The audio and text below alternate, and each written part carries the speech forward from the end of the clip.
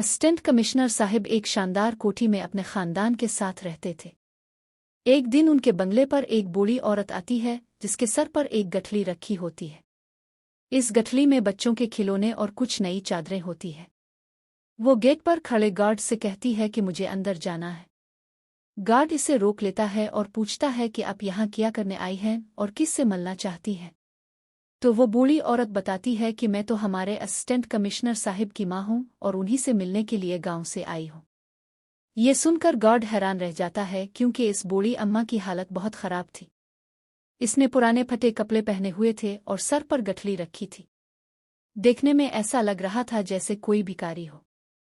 Guard को इसकी बात का यकीन नहीं होता, लेकिन फिर भी वो इसे एक तरफ साये में बिठा देता है और अंदर जाकर अपने साहिब को सारी बात बता देता है। जब असिस्टेंट कमिश्नर साहिब ये सुनते हैं तो फौरन बाहर आ जाते हैं। उनके साथ उनकी बीवी भी बाहर आती है। गेट के पास बैठी अपनी माँ को असिस्टेंट कमिश्नर साहिब पहचानने से इनकार कर देते हैं और कहते हैं कि देखिए, मैं आपको नहीं जानता। आप कौन हैं और यहाँ क्यों आई हैं? लेकिन माँ तो अपने बेटे को देखते ही पहचान लेती है। वो समझ जाती है कि मेरा बेटा अब कामयाब हो गया है और गुरूर में मुझे पहचानने से भी इनकार कर रहा है। ये सब देखकर अम्मा की आंखों में आंसू आ जाते हैं। वो रोते हुए कहती है कि ठीक है बेटा, मुझे मुआफ़ कर देना, शायद मुझसे ही कोई गलती हो गई है, शायद मेरा बेटा कोई और ही है, बुढ़ापे में याददाश्त भी साथ नहीं देती। ये कहकर वो वापस जाने लगती है और उसका बेटा भी अपनी बीवी के साथ अंदर चला जाता है। मगर जाने से पहले वो अपनी गठली पास लाती है और गार्ड से कहती है कि बेटा, मेरे लिए एक खत लिख दो। गार्ड अम्मा के कहने पर खत लिख देता है। फिर वो बूढ़ी अम्मा कहती है कि ये खत अपने साहिब को ही दे देना, अब मैं यहाँ से जा रही हूँ। आखिर इस बूढ़ी माँ ने खत में क्या लिखवाया था और क्यों इसके बेटे ने माँ को पहचानने से भी इनकार कर दिया था? आइए जानते हैं पूरी हकीकत को इस कहानी में। लेकिन कहानी शुरू करने से पहले आप सबसे एक गुजारिश है कि इस कहानी को लाइक कर दें और चैनल को सब्सक्राइब भी ज़रूर करें। अब चलते हैं कहानी के आगाज़ की तरफ। दोस्तों, ये कहानी पाकिस्तान के एक गांव की है। वहाँ एक मियाँ बीवी रहते थे। शौहर का नाम अब्दुल रऊफ और बीवी का नाम खदीजा बीबी था। उनकी शादी को 8-10 साल हो चुके थे, मगर अभी तक औलाद की खुशी नसीब नहीं हुई थी। वो दोनों बहुत परेशान रहते। जिस हकीमा डॉक्टर का कोई बता देता वहाँ जाकर इलाज करवाते, और जिस दरबार मज़ार के बारे में कोई कह देता वहाँ जाकर दुआएं मांगते, नजर नियाज करते ताकि अल्लाह उन्हें औलाद की नेमत अता करे। कुछ वक्त यूं ही गुजर गया। फिर एक दिन खदीजा बीबी को खबर मिली कि वो माँ बनने वाली है। ये सुनकर उन्होंने फौरन अपने शौहर अब्दुल रऊफ को खुशखबरी सुनाई। ये खबर सुनते ही दोनों खुशी के मारे झूम उठे। अब्दुल रऊफ तो बरसों से औलाद न होने के दुख में मुब्तला रहता था और इस गम में शराब पीने का आदी हो चुका था। लेकिन जब इसे मालूम हुआ कि अब इसके घर में भी नन्हे मेहमान की आमद होने वाली है तो खुशी के मारे और भी ज्यादा शराब पीने लगा। वक्त गुजरता गया और खदीजा बीबी की डिलीवरी का वक्त करीब आ गया। मगर जैसे जैसे वो दिन करीब आया, अब्दुल रऊफ को पता चला कि जैसे इसका जिगर बुरी तरह खराब हो चुका है। डॉक्टर ने साफ कह दिया कि ज्यादा से ज्यादा 2-3 माह का मेहमान है और ये बीमारी वो इलाज भी नहीं करवा सकता क्योंकि वो गरीब लोग थे और इतना पैसा कहाँ से लाते। पैसा ना होने की वजह से वो अपनी बीमारी के बाइस बहुत ज्यादा परेशान रहने लगा। दिल ही दिल में घट घट कर जीता रहा, लेकिन अपनी बीवी को इस बारे में कुछ खबर ना होने दी। फिर डिलीवरी का वक्त आ गया और खदीजा बीबी ने एक फूल जैसे बेटे को जन्म दिया। बेटे की पैदाइश पर घर में खुशी का समा छा गया। उधर अब्दुल रऊफ अपनी बीमारी को लेकर परेशान था, लेकिन दिल में सोचा कि चुल्लू कोई बात नहीं, मुझे औलाद तो नसीब हो गई है, अब मेरा सिलसिला तो चलता ही रहेगा। ये सोचकर इसने खुशी के मौके पर और ज्यादा शराब पीना शुरू कर दिया। मगर ज्यादा शराब नोशी ने इसकी बीमारी को और तेज कर दिया और एक दिन अचानक इसकी मौत हो गई। अब घर में एक तरफ बेटे की पैदाइश की खुशी थी तो दूसरी तरफ शौहर की मौत का गम। खदीजा बीबी को एक बेटा मिला, लेकिन साथ ही अपने शौहर को खो दिया। इस हादसे ने इसे सख्त सदमे में डाल दिया। वो सोचने लगी कि अब मैं अकेले अपने बेटे की परवरिश कैसे कर सकूंगी। कुछ दिनों तक तो महल्लेदार और रिश्तेदार उसकी मदद करते रहे, लेकिन थोड़े ही अरसे बाद सब ने हाथ खींच लिया। यूं खदीजा बीबी बिल्कुल तन्हा रह गई और अपने बेटे की परवरिश की जिम्मेदारी मुकम्मल तौर पर उसके कांधों पर आ गई। अपने और बेटे के पेट पालने के लिए इसने लोगों के घरों में काम करना शुरू कर दिया। इसका शौहर एक दिहाड़ीदार मजदूर था, उनके पास न जमीन थी न खेत खलियान, बस गांव में एक छोटा सा कच्चा मकान था जो विरासत में मिला था। खदीजा दूसरों के घरों में बर्तन झाड़ू पोंछा और कपड़े धोने जैसे काम करके मजदूरी से अपने बेटे को पालने लगी। आहिस्ता आहिस्ता इसका बेटा बड़ा होने लगा। इसका नाम उसने अंसार रखा था। अंसार अब स्कूल जाने लगा और उधर उसकी माँ घरों में मजदूरी करने जाती रही। वो घरों में काम करके इसकी फीस वक्त पर जमा करवा दिया करती थी। ऐसे ही उनकी जिंदगी के दिन गुजरते गए। अंसार अब 10वीं जमात में पहुंच चुका था। एक दिन इसकी माँ इसे स्कूल लेने आई हुई थी तो रास्ते में अंसार ने अपनी माँ से कहा, अम्मा आप अब मुझे स्कूल लेने मत आया करें क्योंकि यहाँ सब बच्चे आपको देखकर मेरा मजाक उड़ाते हैं। वो कहते हैं कि तेरी माँ तो लोगों के घरों में बर्तन धोती है, ताव तो एक नौकरानी का बेटा है। असल में खदीजा बीबी ने अपने बेटे का दाखिला एक बड़े और अच्छे स्कूल में करवाया था और जिन घरों में वो काम करने जाया करती थीं उन घरों के बच्चे भी इसी स्कूल में पढ़ते थे।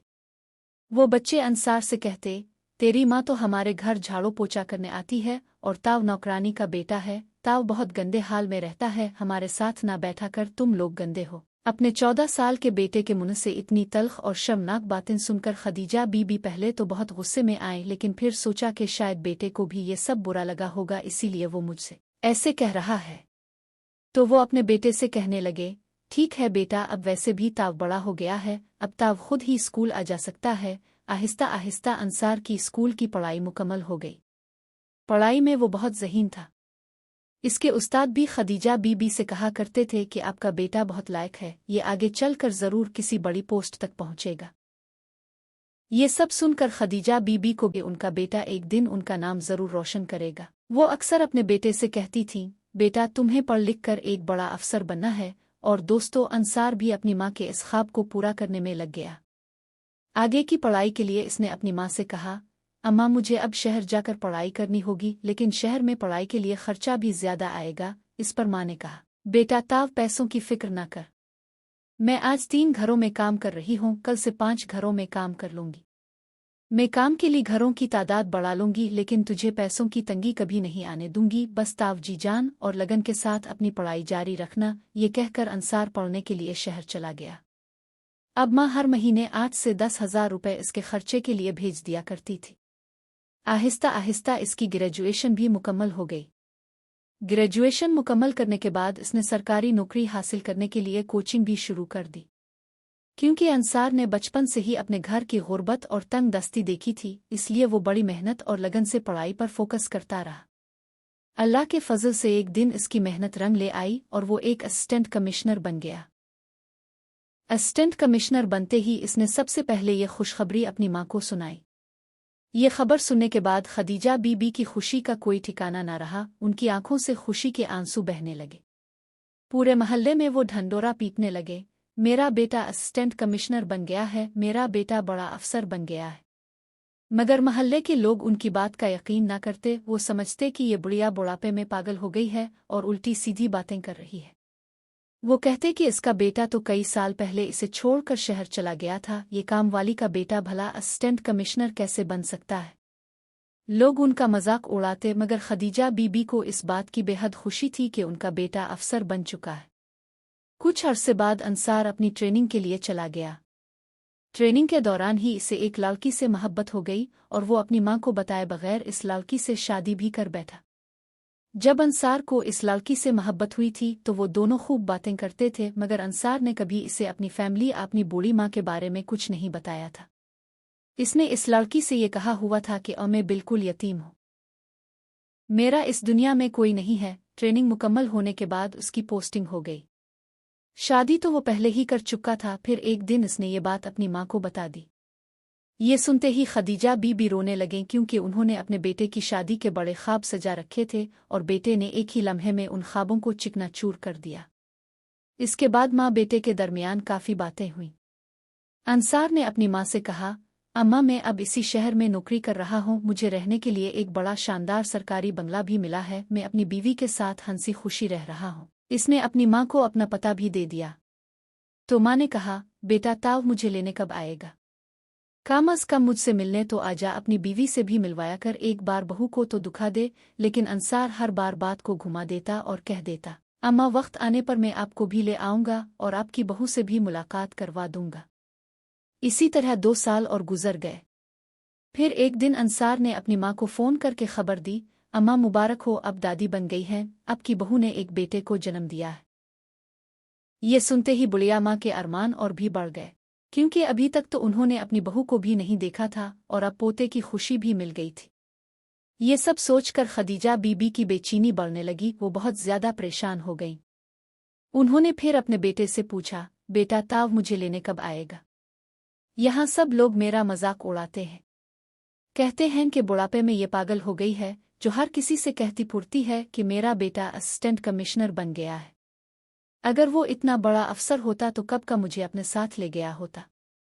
लेकिन इस पागल बुढ़िया को कौन समझाए, मगर अंसार फिर से बात को टाल गया। अम्मा वक्त आने पर मैं सबके मुंह खुद ही बंद कर दूंगा। दोस्तों, अब वो दादी बन चुकी थीं और दादी बनने की खुशी उनके दिल में बहुत ज्यादा थी। खदीजा बीबी के पास कुछ पैसे जमा थे, वो उन पैसों को लेकर खुद ही अपने बेटे से मिलने निकल पड़े। अंसार ने जो पता बताया था वो उन्हें याद था। सबसे पहले वो बाजार गईं और अपनी बहू के लिए एक सूट खरीदा, अपने पोते के लिए खिलौने खरीदे और साथ कुछ मिठाई भी ले ले। ये सब सामान एक गठली में बांध कर सर पर रखा और ट्रेन पकड़कर इसी शहर जा पहुंची जिसका पता अंसार ने दिया था। अब दोस्तों, अपने बेटे के घर को ढूंढने में उन्हें काफी परेशानी हुई, लेकिन चूंकि उन्हें अपने बेटे का नाम मालूम था और ये भी कि वो असिस्टेंट कमिश्नर है, तो उन्होंने रिक्शे वाले से कहा, मुझे असिस्टेंट कमिश्नर अंसार के घर ले चलूं, मैं उनकी माँ हूँ। पहले तो रिक्शे वाले को यकीन न आया, क्योंकि बुढ़िया बहुत ही गरीब हालत में थी। वो सोचने लगा कि भला एक बड़े अफसर की माँ ऐसी हालत में कैसे हो सकती है। लेकिन फिर भी वो उन्हें असिस्टेंट कमिश्नर के घर तक छोड़ आया और कहा, अम्मा उतर जाइए, ये वही अफसर का घर है। जिस अफसर से आप मिलना चाहती हैं उनका नाम भी बाहर दीवार पर लगी प्लेट पर लिखा हुआ है। जैसे ही खदीजा बीबी गेट के अंदर जाने की कोशिश करती हैं तो बाहर खड़ा गार्ड उन्हें रोक लेता है और कहता है, अम्मा कहाँ घिसी चली आ रही हो? आपको यहाँ किससे मिलना है? तो बुढ़िया कहती है, बेटा मुझे तुम्हारे साहिब से मिलना है, मैं उनकी माँ हूँ। तुम जाकर अपने साहिब से कहो कि उनकी माँ उनसे मिलने के लिए आई है। पहले तो गार्ड को यकीन नहीं आता, लेकिन फिर सोचता है कि शायद वाकई ये उनकी माँ ही हो, तो वो अंदर जाकर खबर देता है। शाम का वक्त था, अंसार और उसकी बीवी दोनों साथ बैठे हुए थे।